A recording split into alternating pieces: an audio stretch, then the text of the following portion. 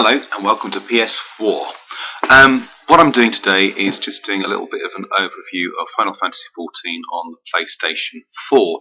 The beta is out there at the moment, ready to go, and I have been playing quite a bit of it. I'm going to have to do voiceovers for the Final Fantasy XIV footage at the moment because I can't seem to get a decent audio track kind of narrating live. So this is footage I've captured before, and I'm just going to talk over it for you. I've played a lot of Final Fantasy XIV on PlayStation 3 and have thoroughly enjoyed it.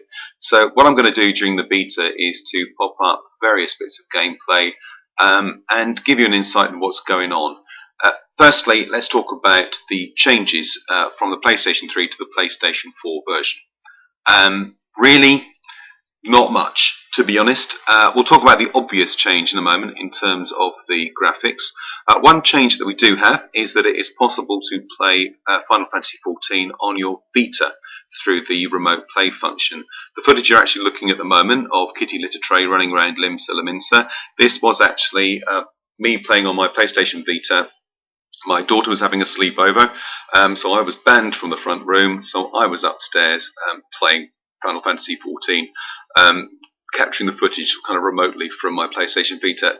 Works perfectly well. They've advised you that it's probably not the best thing to use for intense battle sequences, but if you wanted to do some crafting or anything like that, that would work perfectly well with the Vita. The touchscreen does operate as well. You can actually use it as a mouse pointer, and the L1 and R1 buttons are kind of mapped to the rear touchpad. So it works pretty well. It looks fantastic.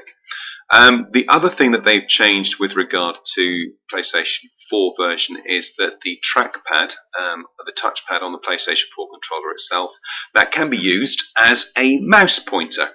To be honest, I don't think it's something I'm going to be using a huge amount. It's a bit fiddly. I haven't gone into the system yet to see whether you can change the mouse speed or anything like that, but it's a little bit overzealous.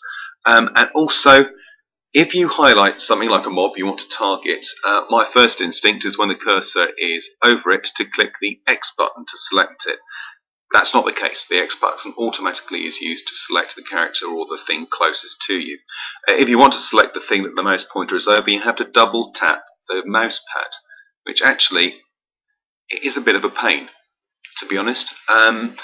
I might use it kind of to scope out things that are further away, find out what they are before I kind of attack or engage with them, but I can't see myself using the touchpad at all. Those are really the only physical changes to the game. The actions are still mapped very much to the buttons. The L2 and R2 buttons will bring up various options which are mapped to either the square, circle, triangle and cross buttons, or to the directional buttons on the side, which gives you 16 options, which is plenty for an MMO of this type. The biggest change, which hopefully is evident from the footage that I've captured here, is the fact that it is utterly gorgeous. It is a totally beautiful game. On the PlayStation 3 it wasn't too shabby, to be honest with you. I liked it. It still looked good. I've played other MMOs on the PlayStation 3. I've played DC Universe Online and also Defiance. And I have a reasonably good broadband connection, so I get very few problems with streaming or anything like that. However, both DC Universe Online were a bit blocky and unpleasant looking, and Defiance, was blocky, had a lot of lag, whereas even on the PlayStation 3, Final Fantasy XIV played quite beautifully. No issues at all. Very little lag, very little slow down, and the graphics were pretty good. Now, obviously, with the power of the PlayStation 4, you've got an absolutely sharp 1080p, 60 frames per second, gorgeous square battles here. I mean, it is just lovely to look at. I mean, look at these lovely little toadies that we're looking there at the moment. They are absolutely fabulous. The attention to detail is beautiful. I'm going to put a slideshow up actually with some of the music from Final Fantasy XIV that shows you some of the images I've captured. I've got kind of a bestiary. I've taken photographs of some of the animals you're going to come across, the monsters you're going to come across, as well as some nice pictures of just vistas of just the beautiful landscapes that you're going to come across. This little chappie here, a Gobu, he's great fun. You do have to fight one of those in the early stages of Limsa Lominsa for this particular character.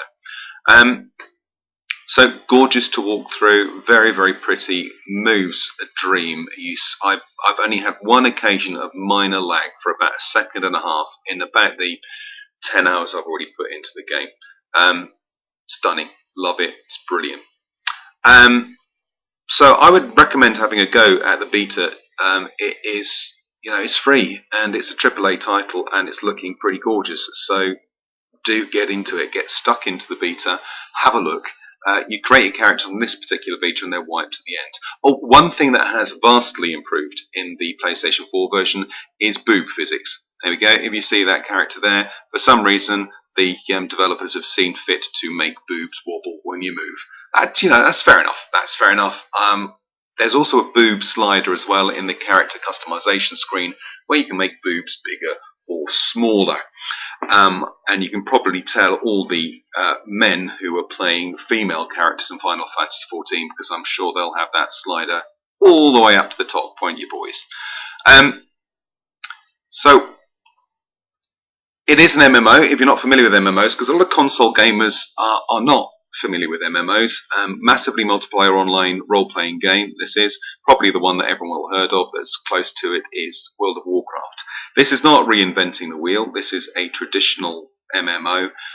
It's hotkeys, so essentially you have various skills, and if you have a little look on the center bottom of the screen, you can see some of the skills that Kitty Little has got there. What you do is you activate those skills and you will not be able to use them again for a period of seconds. So depending on the power of the skill, it might be a second, it might be 3 seconds before you can use them again. Some of the skills you can use and it will be maybe 20 seconds, 40 seconds, a minute before you can use them again. The more powerful ones, kind of to stop you just laying waste to everything that's out there. It takes a bit of getting used to if you're not an MMO fan, but I've played World of Warcraft quite a bit. I played DC Universe Online. The thing I like about Final Fantasy XIV is the way the MMO feels in your hands in a proper controller. PlayStation 4 does give the option to use mouse and keyboard, so if you are a PC gamer who's looking to play an MMO on a platform such as the PlayStation 4, you can have your traditional mouse and keyboard.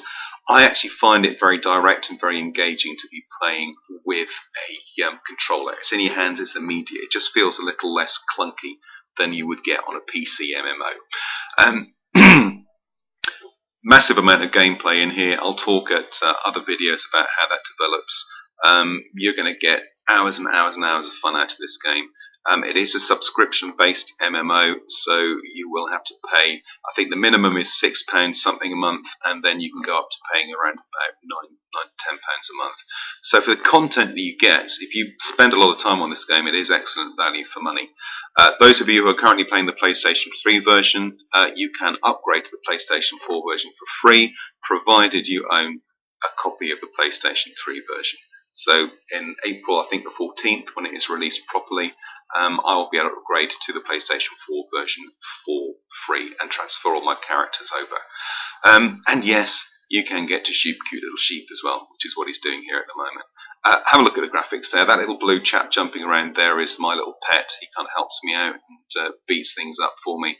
A very useful guy to have around. And this is an Arcanist, this particular class. As you level up, you get different pets to use. But it's beautifully colourful. It's very, very slick and just a joy to play. So I would suggest that if you have a PlayStation 4, download the beta. It's free for anyone who has a PlayStation 4 and play the game. What have you lost if you don't like it? Absolutely nothing but a couple of hours of your time, and that can be said for any game you're going to demo. But if you do like it, there is a beta at the beginning of March that's running at the moment. There is a further beta coming in, I think, around about the 22nd of March, the second phase, where if you have PlayStation 3 characters or PC characters, you can transfer them over. All characters on this first beta will be wiped when the beta closes, so you'll lose. Kitty Little will eventually disappear, sadly. Highly recommend it. This is one of my favourite games at the moment. I know when I get it on the PlayStation 4 permanently, it's a game I'll be spending a lot of time on. Probably the game that is going to then alter the balance between my PS3 and PS4 usage back to predominantly, or onto predominantly PS4. Great fun, well put together. I highly recommend you having a go at it. I hope you found it useful. Thanks for watching, and I'll speak to you again soon. Happy gaming. Bye-bye.